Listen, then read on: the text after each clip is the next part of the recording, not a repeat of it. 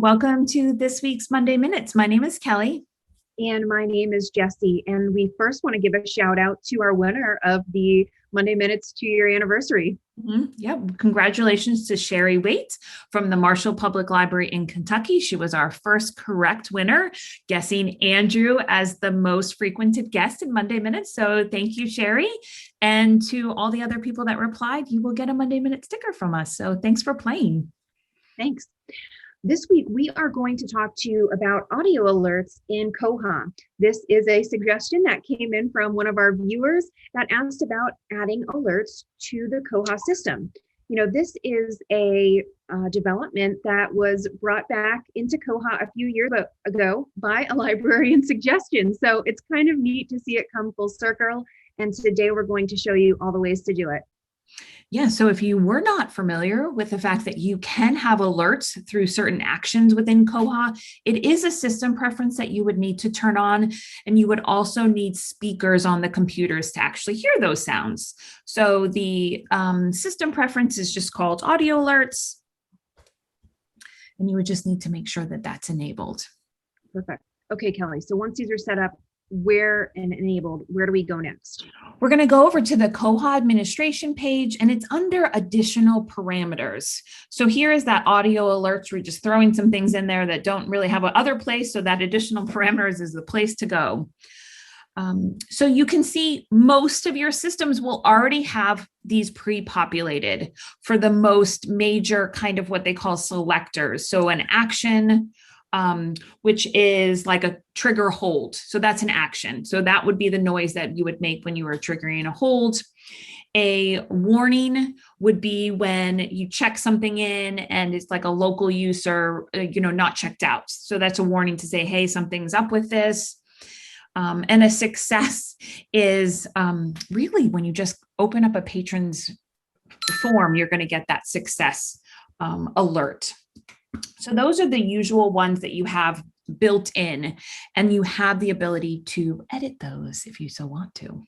So let's just go in here, and I'm just going to go ahead and hit edit on one of these just so we can see the full setup here. The two required fields are the selector and the sound.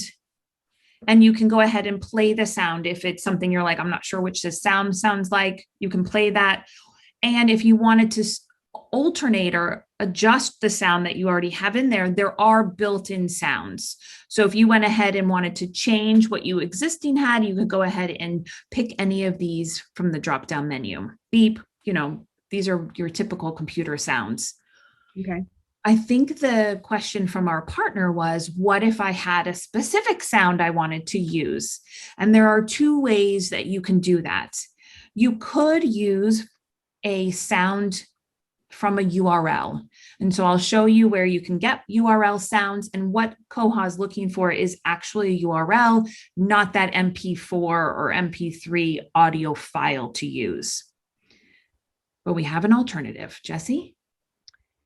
If you have a sound, let's say you recorded yourself strumming a guitar, or you made some really cool sound on a mixer on your computer, you can actually upload that. You can upload it to, if you have a personal GitHub account, you can upload it there. If you have a WordPress site or a Drupal site, you can upload that in any type of asset. You can also send that file to us at Bywater Solutions if we support you. We have a GitHub site that we can upload that file to, and we can help you build that URL so you can put it in here. So given that, Jessie, what we could do is we could say we wanted to change the sound for one of our warnings and use that URL. I click edit, and I can go ahead and just paste that sound into the sound area, and I can go ahead and play. Oh, that's nice. Oh, that's different. That's very different. And go ahead and submit. And again, if you look at that URL, you can see it's on the Bywater Solutions GitHub site. So again, if you want to add something, you feel free to send that, and we'll be happy to add that for you. Absolutely. The other two examples I have here are OGG URLs, and I found those, and I'll link this in the blog post from this Internet Archive URL website. And what it does is you can look at all these different sound effects that you have. Mm-hmm. And if you click any of them, I don't know where this page is. If you click any of them, this is the way to access those URLs. So if I went ahead and clicked, I don't know what this female sounds like. Two. But then I can grab that URL and paste it in there. So you have that's a good find. yeah, exactly. So you can listen to the ones that I found. This one is a squirrel.